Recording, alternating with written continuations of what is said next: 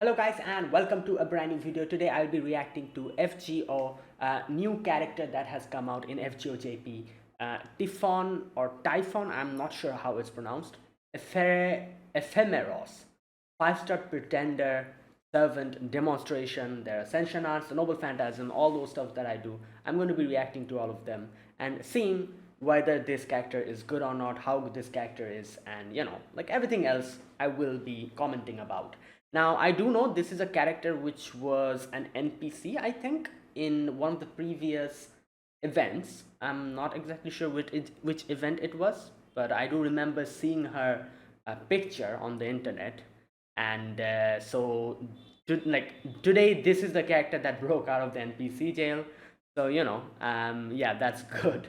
I don't really know much about this character because I've seen a lot of the other characters, like that are shown in JP as NPC. I know a lot of them, but this is like probably one of the characters that I don't know that much about. So, anyways, let me see what this character is about and yeah, how strong she is and whatnot.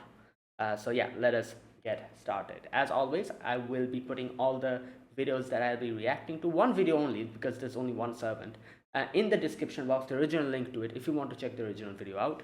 And yeah, let us get started. So first I'll be reacting to the servant demonstration, and then I'm going to go to the Ascension art and the skills. So right, let's begin. So Typhon Ephemeros, a 5-star pretender servant demonstration. Here we go. Okay, that's her. Whoa. Oh my god! A 3-headed dragon. Her eyes.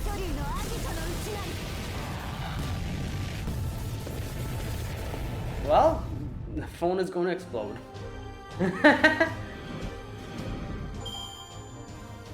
Alright. Okay, so she has a different color theme. I'm assuming it's because it's the first Ascension. Because I remember seeing her in a different color. Okay, let's see. Oh, so she is kind of a dragon, I'm assuming. She's like using breath. Flame drill? Yeah. Oh my god. Yeah, right. She summons the dragon too. Okay.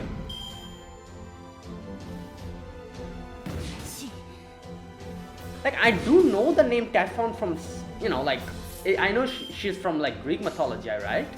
Or something like that. But I'm not like properly sure who she is. I'll check it out later. Oh, that was cool. Right.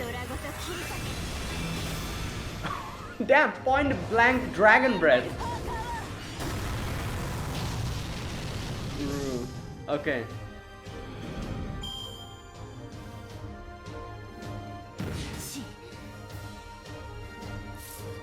Her dress is kind of interesting. It looks like, the lower side of the dress, it looks like, I don't know, something. Oh wow.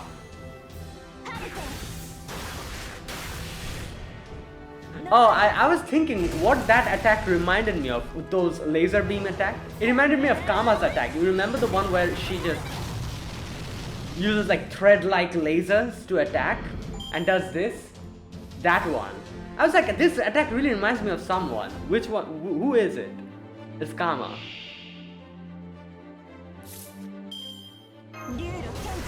Oh my god, that is a cool skill animation.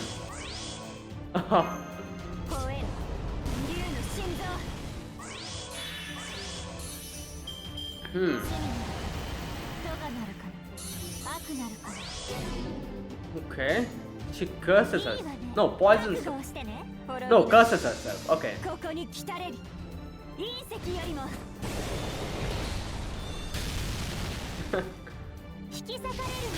Oh, that is new. Okay, this one's my favorite. Right.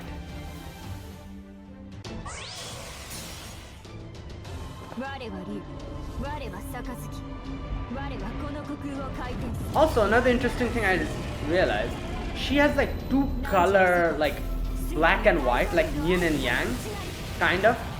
Both her hands as well. One has like black gloves, the other one has like white gloves.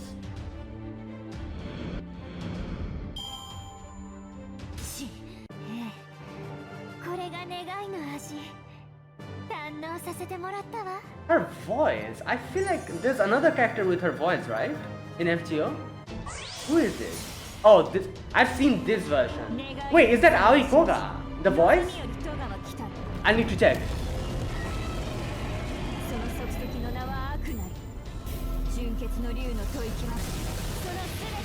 Okay. The special effects in this novel Phantasm is crazy. Wait, let me listen to it properly. I think that's Aoi Koga. You know, Cream Hill's voice actress. Most popularly known as Kaguya-sama. I might be completely wrong. I'll need to check after this.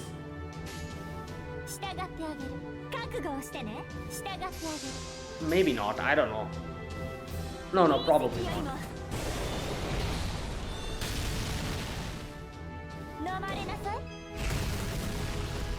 Okay, so this is the second Ascension. That's why the animation hasn't changed. Wait, is the third Ascension locked? It might be.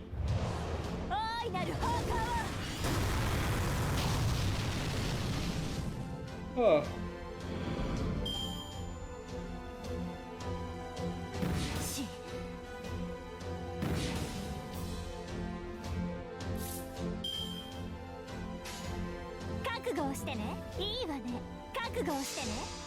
Nah, I think I'm wrong. I don't think that's Aoi Koga.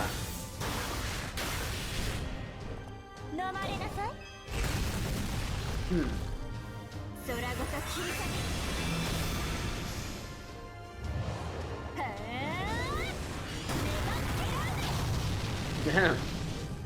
Oh my god.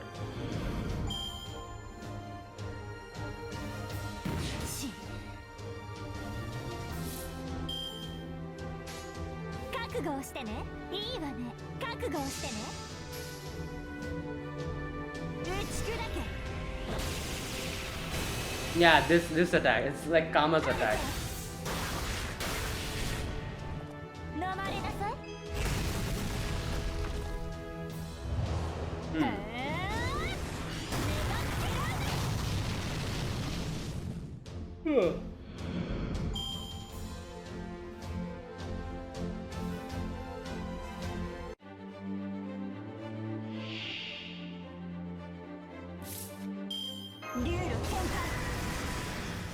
Right.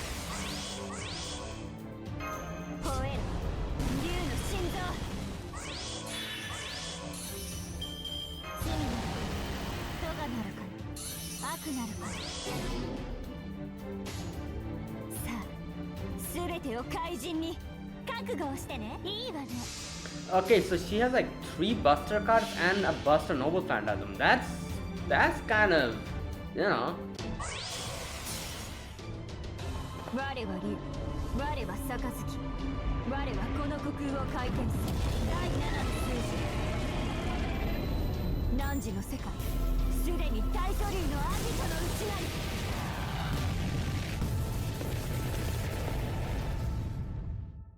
Okay. Right, I think the third Ascension is locked. Yeah, it's locked. Okay. Well, 1 week later, I'll be reacting to it when it gets unlocked.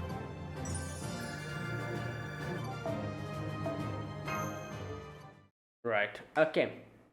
So, you know what? Let me double check if it's locked. Oh yeah, there you go. The first comment in itself. Third Ascension story locked. So, right, I was wrong. Her voice actress is Aya Yamane. But it really did kind of remind me of Aoi Koga's voice. But let me check. Aya, what was her name? Aya Yamane? Yamane. She has done. Who has she voice acted? I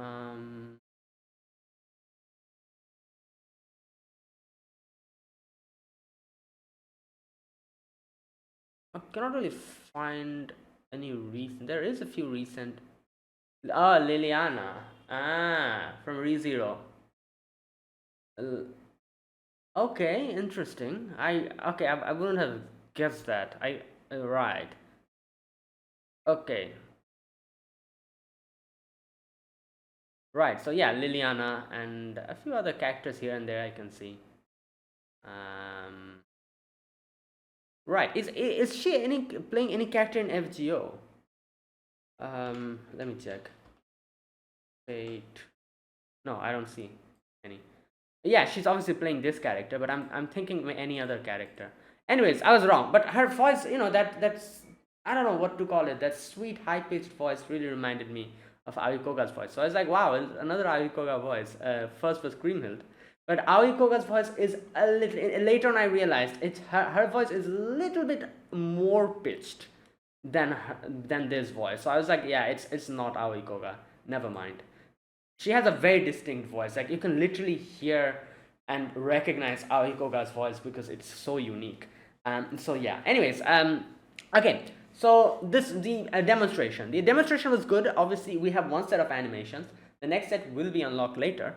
And usually when they like story lock these like third ascensions, obviously it is some kind of spoilers. That means, and that also means it's very different from the first two.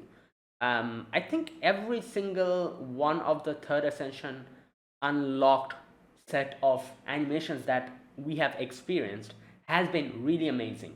You know, um, so except one character, I don't exactly remember which character, but there was one character I kind of said that, oh, this third ascension animations are good, but it's not like as good as all the others that I have felt. So, but it was still very good. I don't remember which character it was.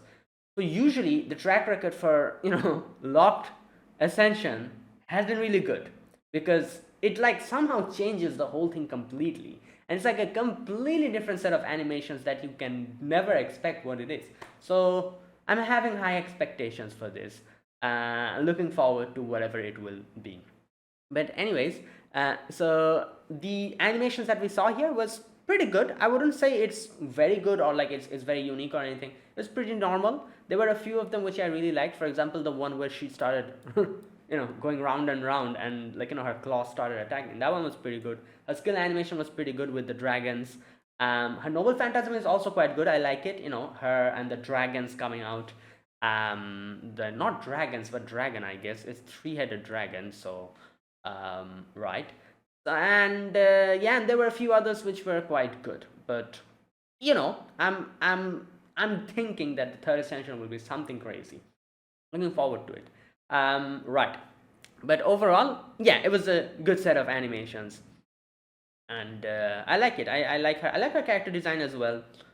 So I'll properly look at her ascension art when I look at her ascension art. So for now, the character sprites and everything else looks quite good, and yeah, I'm looking forward to her third ascension when that gets unlocked. I'm assuming it'll be 1 week later because that's how it usually goes. Anyways, now I'm gonna do something different here. I'm gonna check who she is, like who Typhon actually is, because I have heard the name several times, and I think Typhon is some kind of a Greek mythology related character. Okay, here we go. Typhon. Okay, also called Typhaeus, Typhon or Typhos, was a monstrous serpentine giant and one of the deadliest creatures in Greek mythology. Okay, there you go, Greek mythology. According to Hesiod, um, Typhon was the son of Gaia and Tartarus. Oh, right. Wow, Gaia means like the primordial Greek gods, right?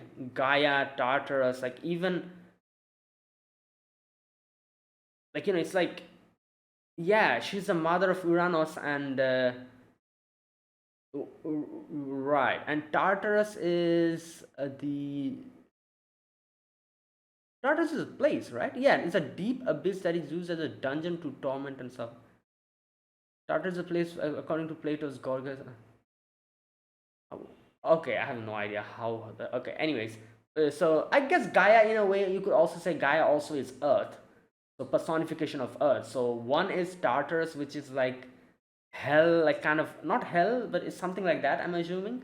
While Gaia is literally like personification of Earth. So that's interesting. And then we have so the Typhon was the son of these two. However, one source has Typhon was also as the son of Hera alone. Oh, while another makes Typhon the offspring of Cronus. Typhon and the mate Echidna, were the progenitors of many famous monsters. Oh, I see. Well, we have seen Echidna in FGO, right? Where was it? I think it was in. I'm forgetting. Was it Lost Bell 5 where we saw Echidna? Right. Lost Bell 5, right? Yeah, in Atlantis, I think. We saw Echidna, and we had to fight against Echidna as well, as far as I can remember. I don't remember properly. So this is Typhon, which is his mate. Okay. Or her mate, I guess. All right. Wait, is this a guy or a girl? Wait a minute. Like, I know FGO does loves their gender bending. Is this? Let me know. I'm pretty sure this is a girl, right? In as a character in FGO. I don't know. Anyways, let's keep reading. Typhon attempted to overthrow Zeus for the supremacy of the cosmos. The two fought a cataclysmic battle, which Zeus finally won with the aid of his thunderbolts. Defeated, Typhon was cast into Tartarus, or buried underneath Mount Etna, or in later accounts, the island of Ischia. Typhon's mythology is part of Greek succession myth, which explains how Zeus came to rule the gods. Typhon's story is also connected with the Python, the serpent killed by Apollo, and both stories probably derived from several Near Eastern and Typhon is also identified with the Egyptian god of destruction, Set. In later accounts, Typhon was also often confused with giants. Alright, so Typhon is basically like a serpent kind of serpentine giant. So here you can see it's like the dragons are coming out. So I'm assuming they're kind of associating dragons with serpents in a way, right? Okay. Right, so there you go. That is Typhon Ephemeros. So yeah, for now she looks good. So yeah, okay. Now that was her ascension, not ascension, sorry, demonstration, character demonstration. Now I will be looking at her ascension arcs, which obviously we won't have every one of them because the final ascension is locked, the final two. So I'm going to look at the two ascensions that have been released. All right. So just a minute. Okay. Here's the first ascension. Now, as you can see, this one is very different from a second ascension. Here you can see she has like a white dress with, oh, those are what are those? Are those bandages? No, it's something else. You know how I kind of mentioned, like, like in the reaction, that she has like one white glove and a black glove. I was mistaken. One of her hands is not, it doesn't have anything, and the other one is like bandages or something, whatever that is. So you can see that whole that thing like wraps around her hand, goes across her body, and goes through one of her legs. So I'm assuming that's some kind of hair or something like that. I don't know. Either way, right. Yeah, you know what? Her dress. I was while I was looking at her ascension in the demonstration, I was like, her dress is a bit weird. It is a bit weird. You can see it's like the folds looks like some kind of a blade, and then the lower part of her dress becomes like two blade kind of things, and it's a bit of a interesting design, I would say. Right. Okay, and obviously she has one eye. Oh no!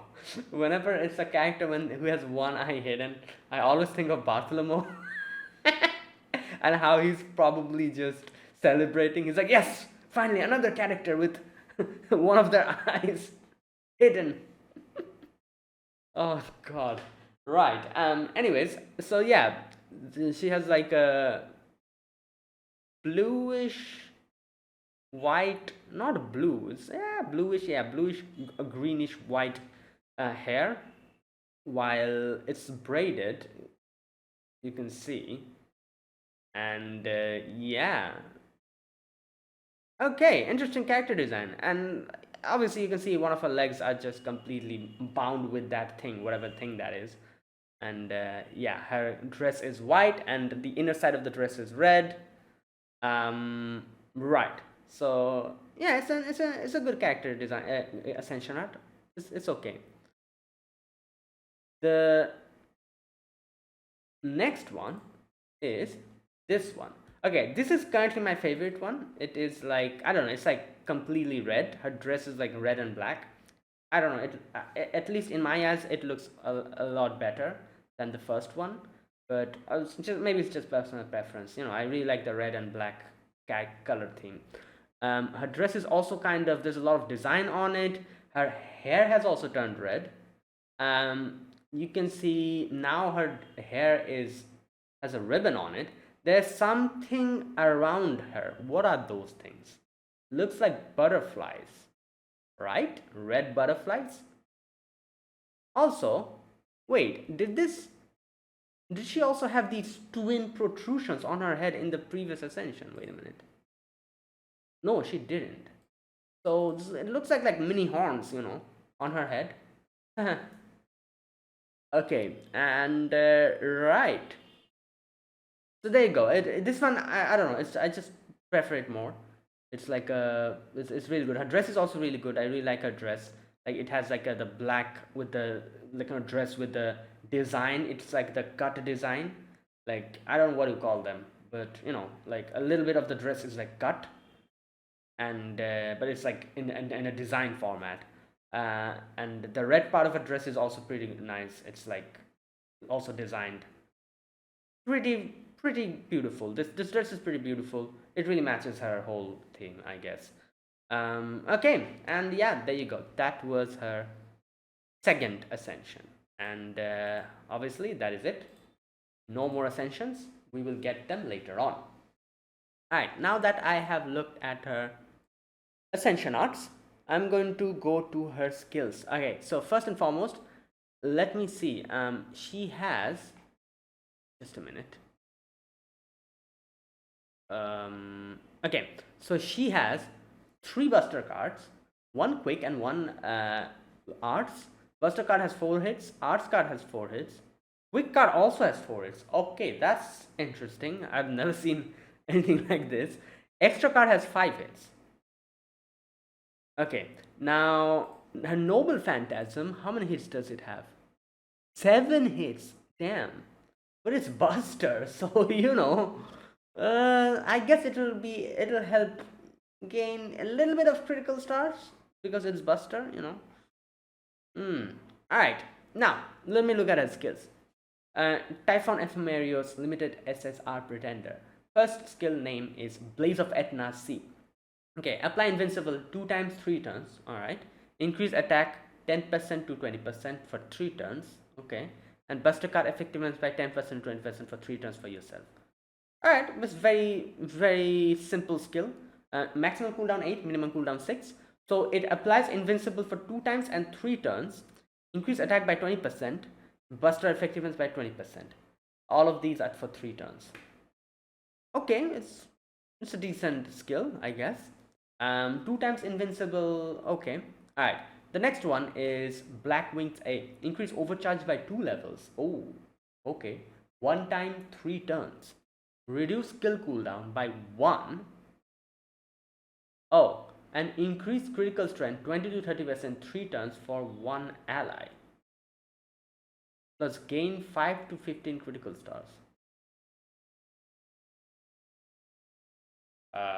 Okay, so wait, what?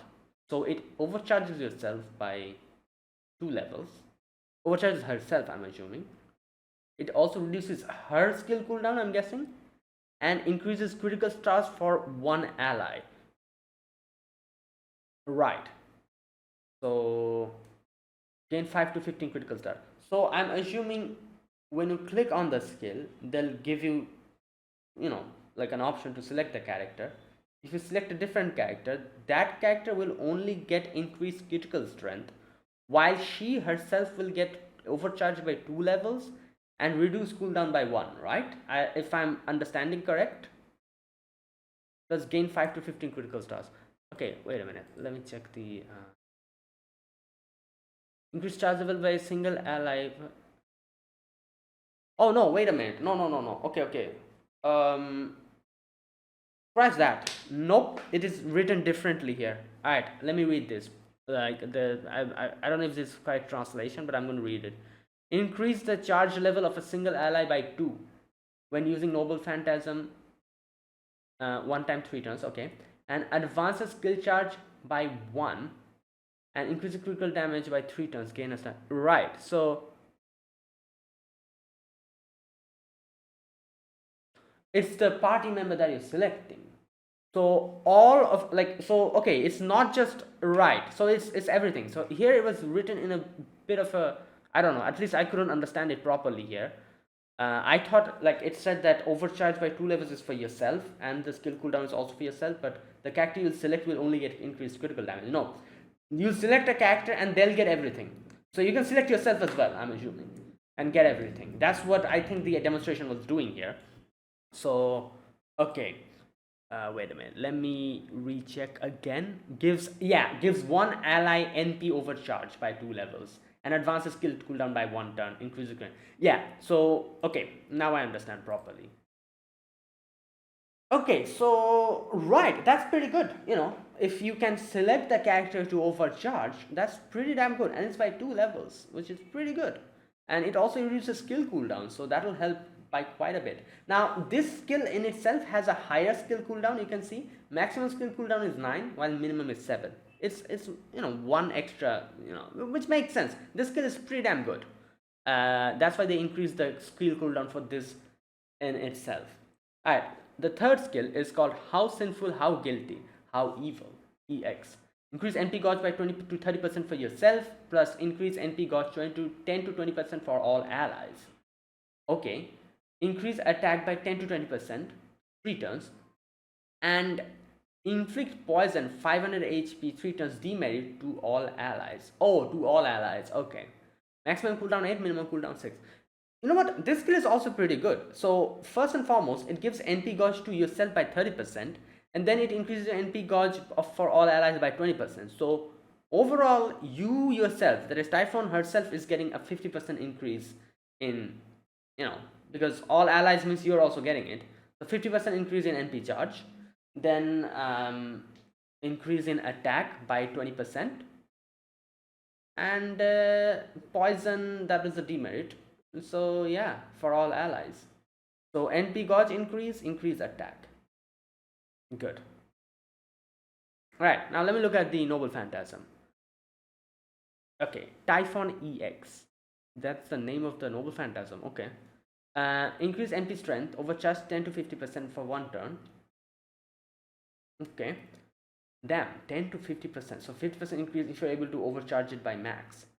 Okay, so which is pretty easy for this, at least, since you can overcharge yourself using the second skill, and apply ignore invincible 1 turn for yourself and deal damage NP 300 to 500% plus 100 plus 10% debuffs except unremovable inflicted to yourself, max 10, and inflict burn 1000 HP for 5 turns and spreading fire 100% 5 turn to all enemies. Okay, there's a calculation here going on. So NP damage is 300 to 500%, makes sense, plus 100% plus 10% into debuffs except unremovable. So unremovable won't be added. Okay, makes sense. So the debuffs that you inflict to yourself, or that is on you, will get counted. So I'm guessing it's like Van Gogh, right? Max 10. So you can get like a 100% extra damage here, right? Because max is 10. So 10 into 10, 100. So you can get maximum 100% extra damage here. Okay, let me see if there's a better explanation somewhere. Okay, Noble Phantasm. Increase power of your own Noble Phantasm 1 turn. Effect increases with overcharge. Grants invincible, a peer status. Okay, 1 turn. Powerful attack on all enemies. Power increases according to number of weakened status, excluding status that cannot be removed. Granted to yourself up to 10. and grants bonus. Yeah, so I was correct. Okay, let me see this here. Okay, NP damage up 1 turn, overcharge and invincibility pierce 1 turn. Deal damage to all enemies. Damage up according to amount of debuffs on self. There you go, up to 10. Then apply burn. So, right. So you have to make sure that you get a lot of debuffs so that you can deal the maximum amount of, you can get the maximum amount of damage. Okay, but the thing is, I don't understand one thing here. Like, she does give herself debuff in the third skill, right? Yeah, debuff inflict poison 500 HP 3 turns demerit, but that's only one. How the hell are you going to get 9 more, like, to maximize her attack? How will you get 9 more debuffs on yourself? Like, for Van Gogh at least, she had the whole thing of sucking, like sucking curse, right? She did that. She inflicts curse on others and herself, then she sucks them in, which increases the. Okay, you know what? Let me read if there's something else here. Maybe there's something in the passive.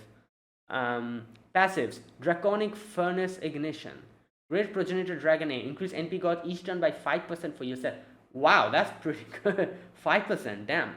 Draconic Path, Typhon A, increase NP stand 10% and critical stand 10% for yourself. Okay.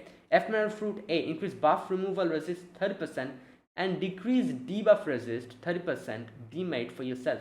Which makes sense. You need her to get debuffed. Otherwise, it's problem. That's why they're saying here demade, but I think that's a merit to her. Okay. Right. Am I missing something here? Like, how can you? Is there I cannot remember. Maybe there is a way to give her debuffs. Like how will you be able to utilize her thing if you don't even? You know what? Let me see.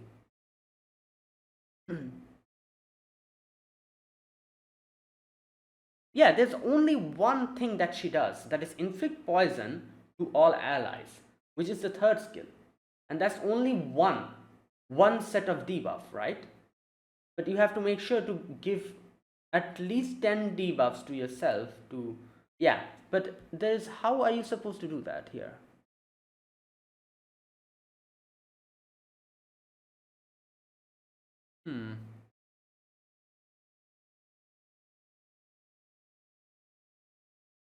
Okay, let me know.